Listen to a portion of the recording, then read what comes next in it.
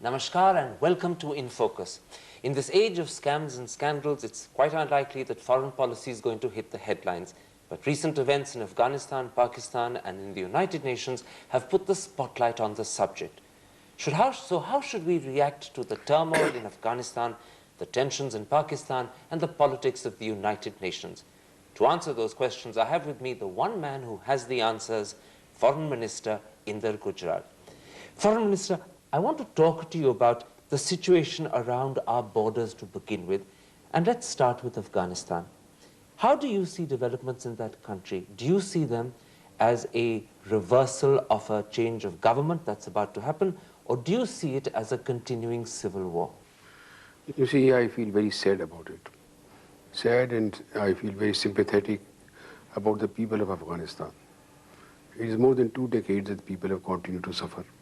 Unending civil wars, unending wars are going on. You will recall that I was ambassador in Moscow when the Soviets entered Afghanistan. Since that day onwards, there has not been a single respite to these miserable people. The civil war is continuing, but this civil war is slightly distinct from the previous one. This time it seems that the outside sponsored factors again have come into play. A government was stabilizing.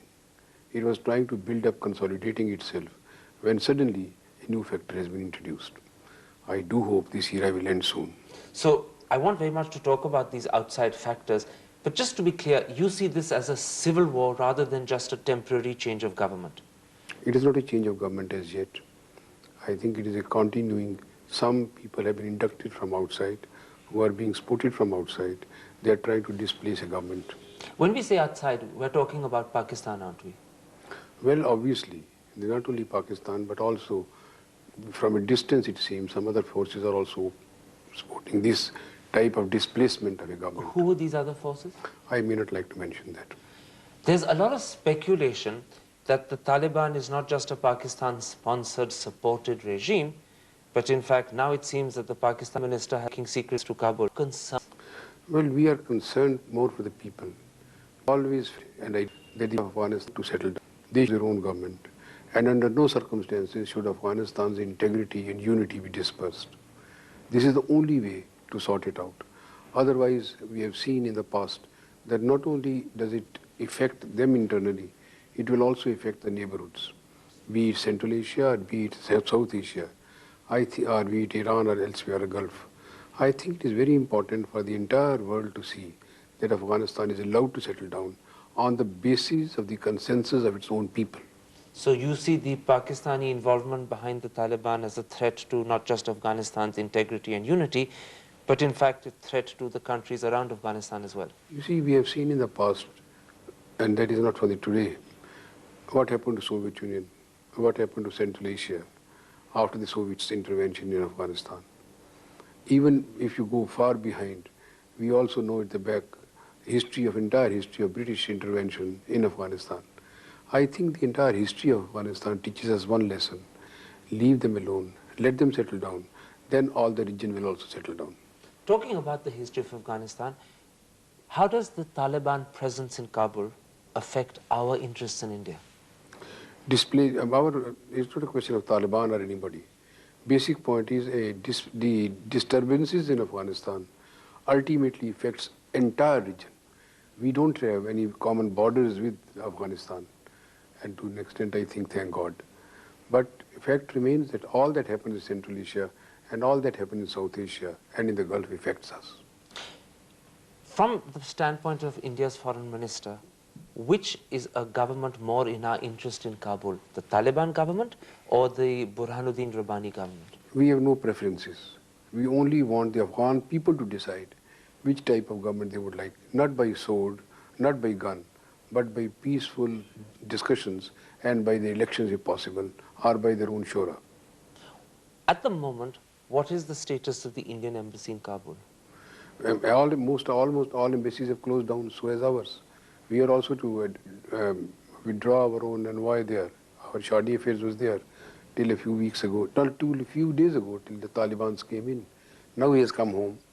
Well, I do hope that when situation settles down, the embassies will be opened. Even if the Taliban continue to control Kabul, you will reopen the embassy? That is very hypothetical. My point is that let the situation settle down. We continue to recognize the previous government. What is the status of the Afghan embassy in Delhi, in your We eyes? continue to recognize the Afghan embassy. It continues to function. So in your eyes, that is the representative of the official government of the country? That's right. You mentioned earlier, Foreign Minister, that events in Afghanistan concern not just India. They concern Tashkent, they concern Tehran. Are you making concerted moves with all these other governments to respond?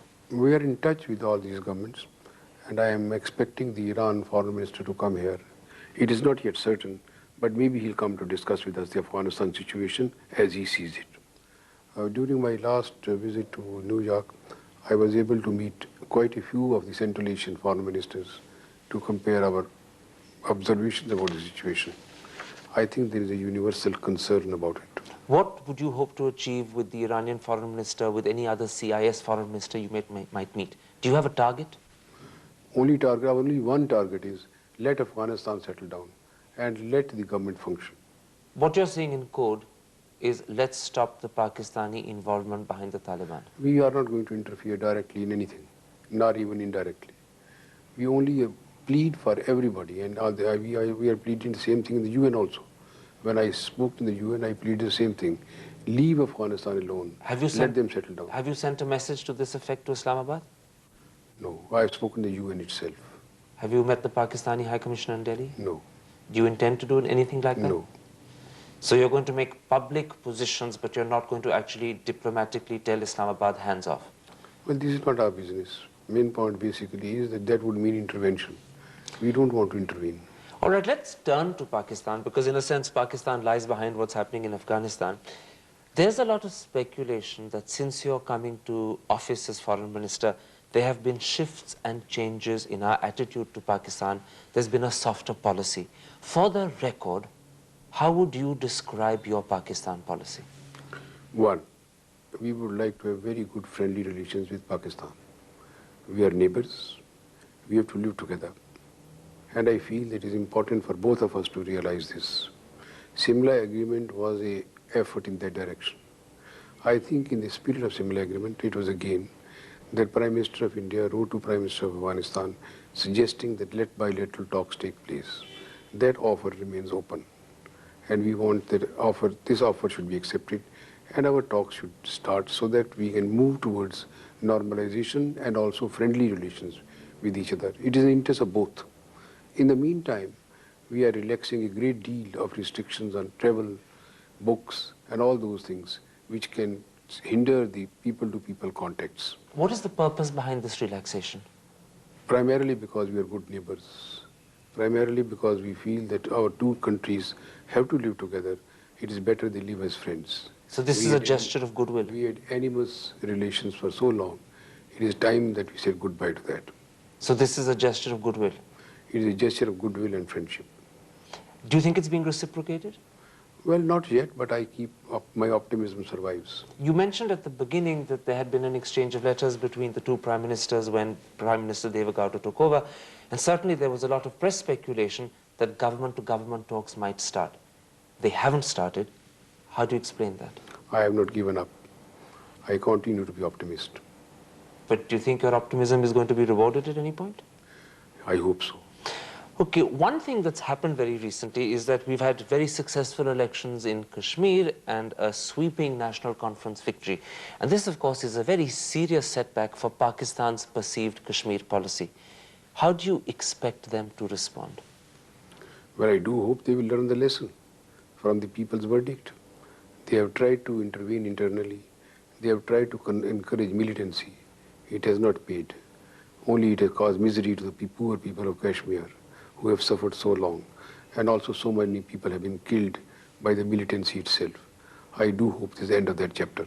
But are you really saying, Foreign Minister, that you hope Pakistan will do nothing and just accept this as a very serious setback?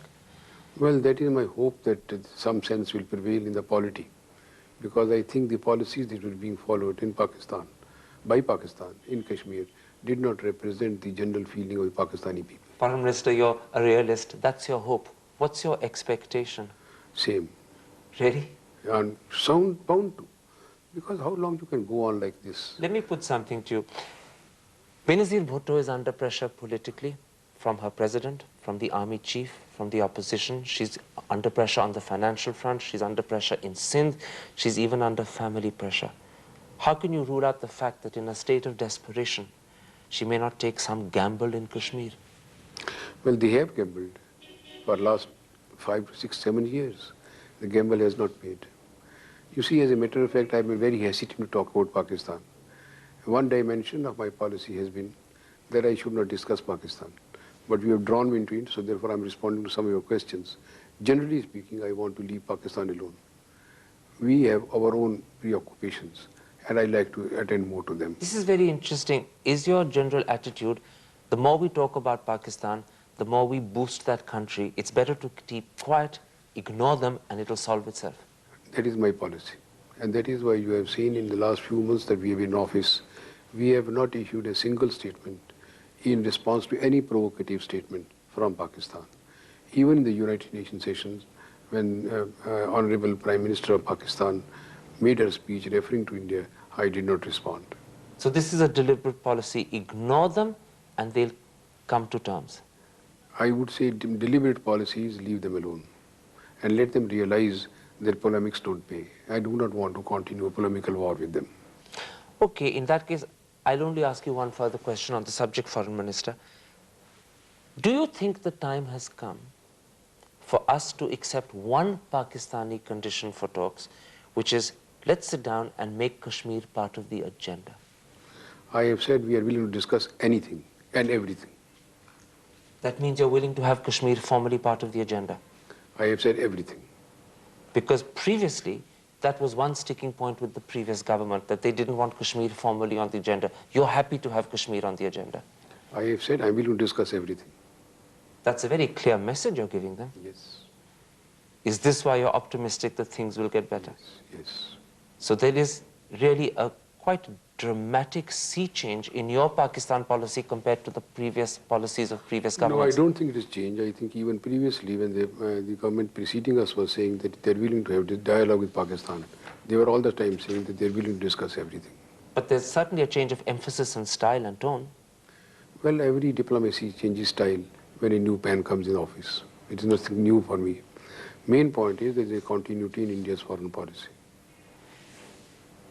Do you think ever in the future the time will come when you might be able to accept the line of control between the two Kashmirs as an international solution to the problem? You see, this is something which is not discussed. India stands for integrated India, and Kashmir and Jammu Kashmir state totally, as it was in 1947, is a part of India. In which case, of course, we do have a border with Afghanistan. Well, yes, naturally from that angle, yes. Okay, Foreign Minister, we have to take a commercial break at this point, but I want to continue the discussion in just a couple of minutes. That's it for part one. We'll be back in just a couple of minutes to talk to the Foreign Minister about the politics of the United Nations. See you then.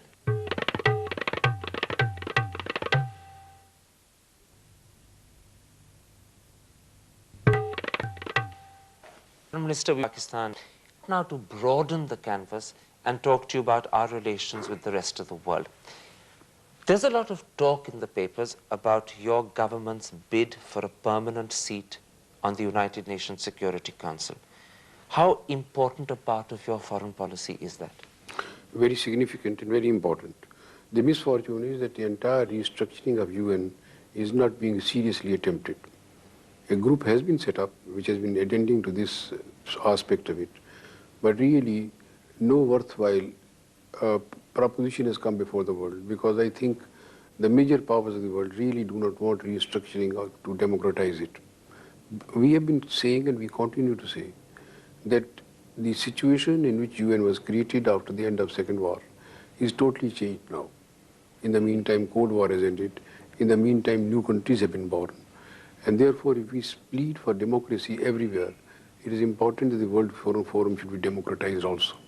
So, in your eyes, this is part of the democratization of the United Nations? Yes, because after all, we are a large, perhaps second largest country in the world in the size of population. There is no reason why we should not be represented adequately in the world forums. And by adequate, you mean a permanent seat on the Security Council? Undoubtedly. All right. From the standpoint of India, I can see why it's important from the standpoint of democratizing the UN. From the standpoint of India, we're a poor country with economic problems, with population problems, with internal problems of our own. Why is this a high priority? Why do we want such a prominent council voice for ourselves? Primarily because I believe, and India believes, continues to believe, that the World Forum has to be there in the interest of world peace, where countries can talk to each other. Unfortunately, the entire structure or charter is such that there is an institution like Security Council. And if it is there, India would like to be there by the presence of its size and by the contribution we have made in various activities of the UN. There has been no activity of UN in which India has not played a role, be it peacekeeping, be it financial contribution, be it participation in attitudes and policy making. India has always, in the last 50 years, made remarkable contribution. And that is why India's claim is both valid and justified. What is the response of the existing permanent members? Well, it is a debate going on. Nobody has yet concluded as to what type of new Security Council would be. So therefore, in a way, this is a type of a hypothetical discussion which goes on. Do we have any firm, committed supporters? Well, there are several countries, quite a large number of countries, I would say, who feel that we should be there. Any of the permanent 5? Well, permanent also keep on telling us that they would like us to be there. Some of them, Russia has been telling us. I think in Europeans also there is a feeling like this. But I wouldn't conclude as yet because we have not started counting votes as yet. But you said that Russia is a supporter of our claim. Yes, yes. What about the United States? Well, it is an ambivalent attitude as yet. China? We haven't sounded everybody as yet because that issue is not before us in the correct sense. We have been discussing with everybody. But that stage has not come when we would say that it is going to be settled now. So therefore we start going around lobbying. Will you have to lobby, say, the third world countries, the African, Asian countries? Generally speaking, they are supporting us, yes. They are supporting us. We are at the moment in a very interesting period of international affairs. America is caught in the middle of an election. And in Russia, the president is in hospital awaiting surgery. Does this worry you a little? You see, elections are a normal procedure. I think next week or two, the whole process in America would be over and new administration will take over. I think this is a normal thing. So there is nothing to be bothered about. But is there a vacuum while Clinton pays attention to elections and Yeltsin in hospital? Well, I would say not vacuum because that is a very strong word. But certain dialogues do get suspended when any country goes in the process of elections. It happens to us also. So there is nothing to be bothered about. So far as Russia is concerned, it is a matter of concern that the president is not enjoying good health. We do hope he'll recover soon. Are you concerned about what might happen if either Mr. Yeltsin's recovery is slow or if it doesn't take place as one all hopes it will? I mean, there's a very large vacuum that could take place in Moscow. You see, we are a part of the world and Russia is our very close neighbor. We do naturally feel concerned when the head of the state is not in good health. We want him to be in good health. We pray for him. We do hope situation will settle down soon because I think he's on the way to recovery. I do hope that the situation will continue to move in the right direction. So far as we are concerned, our bilateral relations are in good health and nothing has happened which would make me feel that because of President's ill health, there has been some difficulty. No. What about the question after Yeltsin who or the question after Yeltsin what? This is for the Russians to decide, not for me. As to who is their question. That is how every country must behave with other. It is not for any neighboring country to decide after who what. No, I'm not inviting you to decide what the who or the what will be. I'm inviting you to reflect on how that who or what might affect us. I think the history has proved one thing, that Indo-Russian relations are very abiding. And the polities of the two countries have felt that these relationships must be sustained. It survived even when the Soviet Union broke and Russian state emerged. And I have no reason to believe that any subsequent or later on administration coming would affect Indo-Russian relations. It has happened on Indian side also. We have changes of the government here, but the quality of relationship with Russia has continued to be the same. So you don't share the concern in Western and American capitals that behind Yeltsin is the possible return of the communists, which worries them enormously. You don't share that. It is not my, if communism comes, I am not bothered about it. Whether communism comes or capitalism stays, ideology or any system that Russian people want, they should have it. And I don't think it is a good idea for people outside to decide as to which type of system should come. We were very comfortable when they were communists. We are equally comfortable when they are not communists. Let's switch for a moment now to the other superpower, perhaps the only superpower, Washington. Everyone expects President Clinton to be re-elected, but if he is not, will a Dole presidency make any difference to us in India? Hardly. You see, main thing you must understand in foreign policies, particularly between the nations, there are many abiding factors. And I think between us two, that is so the Americans and Indian, there are several areas which are abiding. Economy, political relations. Many administrations have changed, but our relations have been very good. And they continue to be good and helpful. You mentioned a moment ago about the tremendous stability and security of our relationship with Moscow, whereas the press at least always makes the relationship with Washington look and feel as if it's quite bumpy. You've been ambassador in Moscow, you're foreign minister today. From your perspective, which would you say has been the easier relationship for us historically? Well, it is not for me to compare. I think both relationships have been very profitable to us. I think one of the successes of Indian foreign policy all these years have been that despite the Cold War years, we have been able to sustain our relationship in a very good wicket on both sides. The press at least says that in the last 3-4 years, there is greater understanding of India in Washington. Do you believe that to be the case? Yes, I think there is. What is that? That is one of the reasons, for instance, even when we have differed on CTBT, which is very vital difference, the quality of relationship between India and America has continued to be the same. And when I met Mr. Christopher, the Secretary of State in Jakarta, one point we made to each other was that this is one issue on which we differ, but there are many issues on which we agree, and that is more important. So the official position that you and the Secretary of State took was to agree to differ, but to continue to be good friends. Exactly, exactly. And all that has happened subsequently confirms that. Then let's move then to the only other Western country that to most Indians is an important country to consider, Britain. It looks as if sometime in 1997 we could have a change of government there. What are your relationships likely to be with a Blair and Labour Party-led government? Again, the same thing. I think our relationship with the Conservatives have been extremely good. Our economic relations have progressed. And I think our relations with Labour Party is going to be equally good. I'm expecting a visit by the shadow foreign minister next month itself. No, end of this month. And I think we'll be able to build our equally good understanding. You see, main point we have learned in our own country in democracy, and that is that every mature country has a great deal of continuity factor in foreign policy. And so as far as you're concerned, it's interests that continue. Governments may change, that doesn't matter. Exactly, exactly. Then let me end this interview, Mr. Gujral, by talking briefly about yourself. This is your second stint as foreign minister, and the press certainly perceives you as one of the most accomplished, one of the most thoughtful foreign ministers. How do you see your job? Are you happy where you are? Is this a job that you've always wanted to return to? Well, I generally don't talk about myself because I think in all these years of my life I've learned one thing, that one should try not to be egoist. One should do the job. It is a job given to me by the nation which I am trying to discharge. But is this a particular portfolio that fulfills you, that you feel you're best suited for? Well, I think I'm reasonably certain that nation appreciates it. That's all. That's all you're going to say?